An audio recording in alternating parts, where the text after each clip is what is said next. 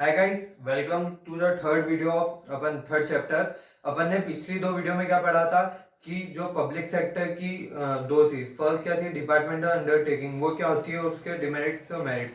फिर इसके पहले वाली वीडियो में क्या पढ़ा था कि स्टैट्यूटरी अंडरटेकिंग या ऑर्गेनाइजेशन क्या होता है। उसके अंदर क्या होता है कि जो वो कैसे ओरिजिनेट होती है, मतलब बनती कैसे है, वो किसी स्पेशल एक्ट के थ्रू उसको पावर मिलती है कि आपको ये काम करना है, ये आपकी पावर्स है। ठीक है, उसके मेरिट्स, डिमेरिट्स और फीचर्स अपन ने पढ़े थे। अब अपन इसके जो थर्ड टाइप है वो क्या है, गवर्नमेंट कंपनी। अब अपन उस गवर्नमेंट कंपनीज के बारे में पढ़ेंगे कि गवर्नमेंट कंपनी बनती कैसी है और उसके पावर्स, फीचर्स और डिमेरिट्स क्या है। ठीक है, तो अब सबसे पहले गवर्नमेंट कंपनी नाम से ही पता चल रहा है क्या एक कंपनी है। तो अपन ने जो सेकंड चैप्टर में जॉइंट स्टॉक कंपनी पढ़ी थी, तो ये वही जॉइंट स्टॉक कंपनी है। पर इसमें क्या होता है कि जॉइंट स्टॉक कंपनी में अगर उसमें क्या हो रहा था, सारे रुपए प्राइवेट ही लगा रहा था, मतलब कोई इंडिविजुअल लगा रहा था, है ना, अलग अलग सब। इसमें क्या हो रहा है कि इस कंपनी में जो रुपए है, फाइनेंस मतलब जो शेयर्स है, वो गवर्नमेंट परचेज कर रही है। कितने शेयर्स? More than 51%। गवर्नमेंट किसी भी कंपनी के अगर 51% से ज्यादा शेयर्स परचेज कर लेगी तो वो कंपनी क्या हो जाएगी, गवर्नमेंट कंपनी। ठीक है, इसके अपन पढ़ते हैं कंपनी इन विच, मतलब ये क्या होती है, कंपनी, जॉइंट स्टॉक कंपनी है ना, ये भी एक कंपनी है। Company in which at least 51% of paid up capital is held by government. जिसका 51% ऑफ कैपिटल है ना, किसके पास है, गवर्नमेंट के पास है, तो वो क्या हो गई, government company. Governed by companies at 2013, ये कैसे गवर्न होती है, 2013 कंपनीज एट 2013 के अंडर गवर्न होती है ना। अब आपके बुक्स में कहीं कहीं ना जो पुराना जो चेंजेस नहीं आएंगे, तो वहां कंपनीज एट 1956 लिखा होगा, तो आपको चेंज करके उसको 2013 करना है, क्योंकि अब से 2013 एप्लीकेबल है। तो गवर्नड बाय कंपनीज एट 2013, और गवर्नमेंट मीन सेंट्रल गवर्नमेंट है, स्टेट गवर्नमेंट। यहाँ पे गवर्नमेंट का क्या मतलब है कि सेंट्रल गवर्नमेंट और स्टेट गवर्नमेंट। अब जैसा अगर अपन मान लो कि एक कंपनी है जिसका 51 शेयर्स सेंट्रल गवर्नमेंट ने परचेज कर रखा है, तो वो क्या हो गया, गवर्नमेंट कंपनी। अगर, है ना, और अगर एक कंपनी उसका 60% शेयर किसने, स्टेट गवर्नमेंट ने परचेज कर रखा है, तो भी वो क्या है, गवर्नमेंट कंपनी। और अगर एक ऐसी कंपनी मान लो उसका 25% शेयर स्टेट गवर्नमेंट के पास है और 30% शेयर किसके पास है, सेंट्रल गवर्नमेंट के पास है, और बचे हुए जो है ना वो इंडिविजुअल जो पब्लिक है उनके पास है। तो अब क्या हो रहा है कि गवर्नमेंट मतलब क्या है, state government plus central government. तो स्टेट गवर्नमेंट के 25, मतलब मान लो अपन महाराष्ट्र गवर्नमेंट के पास 25% शेयर है, प्लस जो सेंट्रल गवर्नमेंट के पास है, कितना हो गया, 55, मतलब ग्रेटर देन 51 हो गया, तो ये क्या हो गई, गवर्नमेंट कंपनी। अब ऐसा भी हो सकता है कि यार 10% एमपी गवर्नमेंट के पास है, 10% महाराष्ट्र गवर्नमेंट के पास है, 10% पंजाब गवर्नमेंट के पास है, फिर बचे हुए 30% किसका, सेंट्रल गवर्नमेंट के पास है। तो टोटल अपन ने क्या कर ली, इन सब की टोटल कर ली, तो कितना हुआ, 60%, है ना। मतलब हर गवर्नमेंट मतलब ये सब इंक्लूड हो जाएगी, सेंट्रल, स्टेट, इन सब का ऐड करके अपन निकालेंगे। तो ये कितना हो गया, 60%, ग्रेटर देन 51% है ना। तो ये क्या हो गई, कंपनी वो हो गई गवर्नमेंट कंपनी। ठीक है, अब अपन आते हैं एग्जाम्पल। जैसे बहुत सारी कंपनी है, जैसे बेल है, सेल है, सेल का फुल फॉर्म है state steel authority of India limited. फिर एसटीसीएल है, HMTL, Hindustan machinery and tools limited. और एसटीसीएल का फुल फॉर्म है, इसका भी स्टील ऐसा कुछ है, स्टेट ट्रेडिंग कॉर्पोरेशन लिमिटेड, मतलब स्टेट ट्रेडिंग कॉर्पोरेशन लिमिटेड। ये सब क्या, गवर्नमेंट कंपनी है जिसमें गवर्नमेंट के 51% से ज्यादा होल्डिंग है। अब इसके फीचर क्या है, सबसे पहले रजिस्ट्रेशन। इसका रजिस्ट्रेशन कैसे होता है, ये होता है कंपनीज एक्ट के हिसाब से, कंपनीज एक्ट 2013।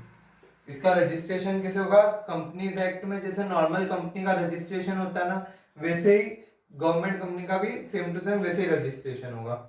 फिर सेकंड, ओनरशिप। ओनरशिप क्या रहती है कि अब ये डिपेंड करता है, गवर्नमेंट चाहे तो 100% ओनरशिप उसके पास रखे, या फिर कुछ प्राइवेट सेक्टर में दे दे कुछ शेयर, तो कुछ मतलब ग्रेटर देन 50%, 51% वो अपने पास रखे। फिर मैनेजमेंट, मैनेज कौन करता है, यहाँ क्या होता है कि जो बोर्ड मेंबर्स होते हैं, डायरेक्टर्स होते हैं, अपन ने पढ़ा था। तो डायरेक्टर्स है ना, मेजोरिटी जो डायरेक्टर्स है, मान लो टोटल 7 डायरेक्टर्स है, तो 7 में से 4 या 5 कौन सिलेक्ट करेगा, गवर्नमेंट सिलेक्ट करेगी। क्या 4-5 ये लोग रहेंगे डायरेक्टर्स के रूप में, और बचे हुए 2-3 है ना, वो कौन, प्राइवेट के पास जो शेयर्स है, जो प्राइवेट शेयर होल्डर्स है, वो सिलेक्ट करेंगे कि यार बचे हुए 2-3 कौन होंगे। तो मैनेजमेंट कौन करता है, मेजोरिटी, मतलब वो उसमें गवर्नमेंट के जो ऑफिसर्स रहते हैं वो गवर्नमेंट उनको अपॉइंट करती है कि यार ये डायरेक्टर्स बनेंगे, ठीक है। फिर सेपरेट लीगल एंटिटी, कंपनी का ही फीचर है क्या, सेपरेट लीगल एंटिटी है कंपनी, तो ये यहाँ पे भी एप्लीकेबल होगा।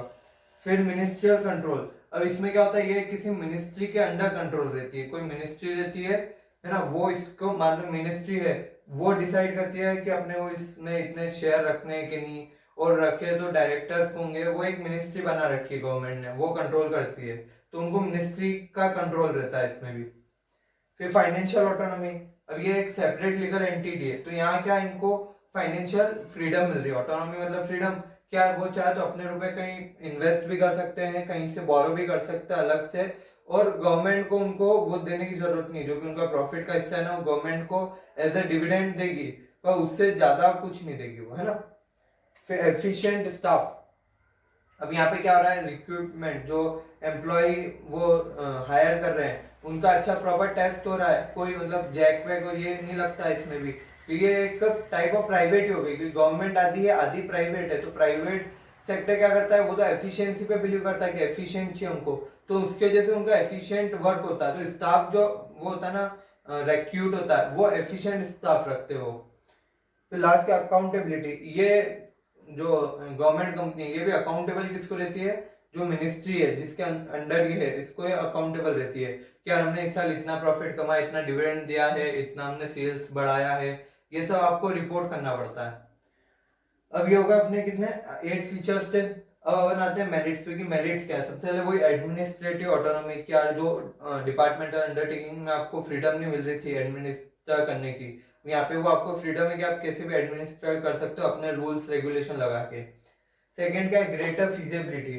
ग्रेटर फिजिबिलिटी मतलब सेम कि आपके पास ऑप्शन है कि यार मैं मेरे फंड जो है वो कहाँ पे इन्वेस्ट करूं, कहाँ से बोरो करूं, ये सब आपके पास ऑप्शन है, आप कुछ खरीदना चाहते हो खरीद सकते हो, आपको कोई परमिशन की जरूरत नहीं है। एफिशिएंट स्टाफ, कि यहाँ पे जो रिक्रूटमेंट प्रोसेस है कि आप किसी भी एम्प्लॉय को सिलेक्ट करते हो, वो प्रोसेस बहुत मतलब हार्ड रहता है, यहाँ पे कोई गवर्नमेंट जैक नहीं लगते हैं, ना कोई मिनिस्टर का इन्फ्लुएंस ज्यादा रह पाता है, तो ये क्या स्टाफ को इजीली और अच्छे से मतलब वो कर सकते हैं, एम्प्लॉय कर सकते हैं। फिर कोलैबोरेशन, कोलैबोरेशन मतलब कि यार इसमें क्या हो रहा है कि थोड़े रुपए गवर्नमेंट के लग रहे हैं तो थोड़े रुपए प्राइवेट के लग रहे हैं, तो ये क्या दोनों का मिक्सर हो सकता है अच्छे से। अब क्या है, गवर्नमेंट सारे रुपए लगा रही है तो गवर्नमेंट का सिर्फ पैसे की दिक्कत रहती है कहीं ना कहीं, तो इसमें क्या है यार, गवर्नमेंट क्या है 51% या 60% ऐसा गवर्नमेंट ने लगा दिया, 40% प्राइवेट सेक्टर से गया, तो इसमें गवर्नमेंट को अपने ज्यादा रुपए मतलब उस इंडस्ट्री में लगाने की जरूरत नहीं, उसके 40% वो बच जाते हैं, तो गवर्नमेंट कहीं वेलफेयर के लिए उसको यूज कर सकती है ना। और ये दोनों मतलब कोलैबोरेशन का एक और क्या फायदा रहता है, क्या जो गवर्नमेंट के फायदे है, गवर्नमेंट के क्या फायदे हैं कि गवर्नमेंट चाहे तो उसके हिसाब से कुछ अल्टरेशन कर सकती है, वो मतलब उसको फैसिलिटी मिल सकती है अच्छी ज्यादा, अगर गवर्नमेंट कंपनी है तो पूरी, और अगर प्राइवेट कंपनी है तो वहाँ एफिशिएंसी ज्यादा होती है, वो क्या ट्राई करते हैं क्या कि मतलब एफिशिएंट, हम कॉस्ट कम रखे, प्रॉफिट ज्यादा हो और अपनी रेपुटेशन ज्यादा रहे, तो उनका प्राइवेट का फोकस कहाँ रहता है, उस चीज पे रहता है। गवर्नमेंट का फोकस कहाँ रहता है क्या कि उनको मतलब लोगों को वेलफेयर करना है, तो अगर दोनों मिल जाते हैं तो दोनों का काम हो जाता है, इधर एफिशिएंसी भी मेंटेन रहती है और आपको प्रॉफिट भी होता है और इधर वेलफेयर का भी थोड़ा आप काम करते हो। अब डिमेरिट्स, डिमेरिट्स क्या है, autonomy on paper only, same क्या ऑटोनॉमी सिर्फ बोलने के लिए होती है, अगर मिनिस्टर जो रहता है वो क्या समझता है यार ये अपनी कंपनी है, वो अपना मतलब ऐसा समझता है कि मेरी कंपनी, गवर्नमेंट की कंपनी नहीं है, वो कभी भी आ जाता है और उसकी जो इच्छा होती है कि ये करो, ऐसा इन्फ्लुएंस करता है उनको, और मिनिस्टर को वो ना भी नहीं कर पाते कि यार मिनिस्टर इतना बड़ा आदमी है, तो ये सिर्फ पेपर पे बोलने की बात होती है कि ये ऑटोनॉमी है, पर रियल लाइफ में अपन देखेंगे तो ऑटोनॉमी नहीं होती है। पॉलिटिकल इंटरफेरेंस, वही क्या जो मिनिस्टर का इंटरफेयर रहता है कि वो उसके अंडर है, तो मिनिस्टर चेक करता रहता है, कभी उसको बोलेगा कि ये करो वो करो ये करो, तो चलता ही रहता है। Board packed with government representative, जो बोर्ड ऑफ डायरेक्टर्स है उसके अंदर क्या मैंने क्या बोला था, वो कौन अपॉइंट करता है, मेजोरिटी जो है मतलब 7 है तो 7 में से 4 या 5 कौन गवर्नमेंट वो कर रहा है अपॉइंट, और वो क्या है गवर्नमेंट एम्प्लॉइज है, और बच्चे 2-3 ही कौन कर रहा है प्राइवेट सेक्टर, तो ये एक डिसएडवांटेज है यही भी कि मेन जो डायरेक्टर्स है वही कौन है, गवर्नमेंट एम्प्लॉइज है। अब सुटेबिलिटी, क्या आपको कब गवर्नमेंट कंपनीज बनानी चाहिए, किस सेक्टर में, when government want to control a company without nationalisation. मतलब गवर्नमेंट क्या चाहती है कि किसी कंपनी को वो कंट्रोल करना चाहती है पर वो नेशनलाइज नहीं करना चाहती, मतलब पूरा अपना पैसा उसमें नहीं लगाना चाहती है कि पूरी अंडर नहीं लेना चाहती, वो चाहती है यार थोड़ा प्राइवेट का भी रहे थोड़ा हमारा भी रहे। तो वो क्या हो गया, वो उस कंपनी के 51% से ज्यादा शेयर्स खरीद लेगी, तो वो क्या हो जाएगा कि ये गवर्नमेंट कंपनी है, गवर्नमेंट उस पर कंट्रोल कर सकती है। Government want collaboration with private sector, मतलब कि वो चाहती है कि यार थोड़े पैसे हम लगा थोड़े प्राइवेट लगा, दोनों का हाथ हो और वो प्रॉफिटेबली भी रन हुए कंपनी, उस वेलफेयर का काम भी हो, मतलब दोनों काम हो जाए, वेलफेयर मोटिव भी और प्रॉफिट मोटिव दोनों साथ में अचीव हो जाए। तो उसके लिए वो क्या करते हैं, प्राइवेट के साथ हाथ मिला लेते हैं। वह प्रोजेक्ट का गवर्नमेंट प्लानिंग एंड फंड, अब कुछ कुछ प्रोजेक्ट ऐसे रहते हैं बड़े बड़े कि यार उसमें गवर्नमेंट की आपको फंडिंग, मतलब बहुत ज्यादा अमाउंट की फंडिंग चाहिए तो गवर्नमेंट से ही मिल पाएगी, और कुछ प्लानिंग ऐसी है जो गवर्नमेंट की आपको चाहिए, तो उस केस में क्या करते हैं, उस केस में गवर्नमेंट कंपनी मिला बनाते, क्योंकि उससे क्या आपको गवर्नमेंट के जो एडवांटेज है वो भी मिल जाएंगे और जो प्राइवेट सेक्टर के एडवांटेज है वो भी मिल जाएंगे। अब ये खत्म हो गया गवर्नमेंट कंपनी। अब अपन क्या है, डिफरेंशिएशन पढ़ते हैं कि जो डिपार्टमेंटल अंडरटेकिंग है, फिर सेकंड स्टैट्यूटरी कॉर्पोरेशन है, और थर्ड क्या है, गवर्नमेंट कंपनी। अब इन तीनों में डिफरेंस क्या है, ठीक है, कंपैरिजन। अब ये मेन वो बेसिक पॉइंट्स होते हैं ना, बेसिस पॉइंट वो लिखे हुए हैं। सबसे पहले फॉर्मेशन, और डिपार्टमेंटल अंडरटेकिंग कैसे बनती है, वो एक, अगर आपको डिपार्टमेंटल अंडरटेकिंग फॉर्म करनी है तो बहुत इजी है, गवर्नमेंट चाहे तो एक मिनिस्ट्री बना देगी, एक मिनिस्ट्री XYZ मिनिस्ट्री, और उसका फिर वो डिपार्टमेंट क्रिएट हो गया। अगर सेकंड आपको अगर स्टैट्यूटरी कॉर्पोरेशन बनानी है तो उसके लिए क्या करना पड़ेगा, आपको एक एक्ट पास करना पड़ेगा, उस स्पेशल एक्ट से ही स्टैट्यूटरी ऑर्गेनाइजेशन बनेगी। फिर थर्ड क्या है अपना ये गवर्नमेंट कंपनी, ये आपको अगर फॉर्म करनी है तो इसके लिए आपको क्या करना पड़ेगा, जो कंपनीज एक्ट के अंदर प्रोसीजर है कंपनी बनाने का वो आपको फॉलो करना पड़ेगा। अब सेकंड पे आते हैं अपन लीगल स्टेटस। लीगल स्टेटस मतलब जो उसके अंदर है अपने डिपार्टमेंटल अंडरटेकिंग है वो क्या हो गई, लीगल स्टेटस क्या उसका, वो एक गवर्नमेंट ऑर्गेनाइजेशन ही मानी जाएगी, गवर्नमेंट डिपार्टमेंट माना जाता है। फिर सेकंड क्या, स्टैट्यूटरी ऑर्गेनाइजेशन, वो भी एट टाइप ऑफ वही माना जाएगा, गवर्नमेंट अंडरटेक वही मानी जाएगी, गवर्नमेंट की क्या बोलते हैं कुछ अंडरटेकिंग, पर उसकी क्या लीगल एग्जिस्टेंस अलग है। लीगल स्टेटस का क्या हुआ, लीगल एंटिटी अलग, सेपरेट लीगल एंटिटी है, और जो इसमें अपने कंपनी के केस में गवर्नमेंट कंपनी वो भी सेपरेट लीगल एंटिटी है, पर डिपार्टमेंटल अंडरटेकिंग के केस में वो गवर्नमेंट का एक पार्टी माना जाता है। फिर फाइनेंस, डिपार्टमेंटल अंडरटेकिंग को फुल फाइनेंस कहाँ से मिलता है, गवर्नमेंट की साइड से, ट्रेजरी ऑफ गवर्नमेंट से मिलता है। सेकंड क्या है कि वो अपने पब्लिक कॉर्पोरेशन या फिर स्टैट्यूटरी कॉर्पोरेशन उसको कहाँ से मिल जाता है, वो गवर्नमेंट से फाइनेंस तो मिलता है उनको, पर अगर वो चाहे तो वो अलग से भी बोरो कर सकते हैं अपने लिए रुपए, ठीक है। और थर्ड क्या है, गवर्नमेंट कंपनी। अब गवर्नमेंट कंपनी में क्या होता है, जो वो है अपनी गवर्नमेंट है वो क्या करती है, एक बार शेयर खरीद लेती है ना, कंपनी के शेयर खरीद लिए, अब वो उसको और कोई हेल्प नहीं करती, बस शेयर खरीद लिए हमने, आपको शेयर के रुपए दे दिए हैं, अब हम कोई हेल्प नहीं करेंगे एज सच, आपको अब जो बोरो करना है इंडिविजुअली बोरो करो, इन्वेस्ट करना है इंडिविजुअली इन्वेस्ट करो। फोर्थ क्या, मैनेजमेंट।